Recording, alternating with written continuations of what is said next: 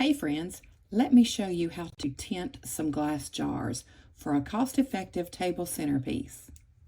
Pour a tablespoon of Mod Podge into some disposable mixing bowls. Now this makes for easy cleanup because we're going to use these bowls to pour into the jars. Now depending on the intensity of the color that you want, you'll put 40 to 60 drops of color into the Mod Podge and then give that a really good mix. After that, you'll just pour some inside the glass jar, then swirl it and rotate it around to cover all of the inside. Then you're going to invert it back over the bowl and drain any excess off.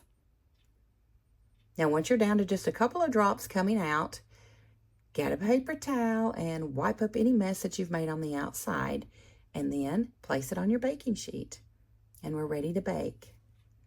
Once you've got all your jars coated, just place them in a 200-degree oven from 30 to 45 minutes.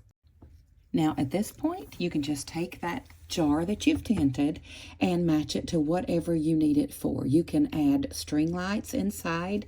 They look so pretty coming through the painted glass. You can do embellishments, bows, or ribbons, just whatever matches the theme of the party that you want to use these for.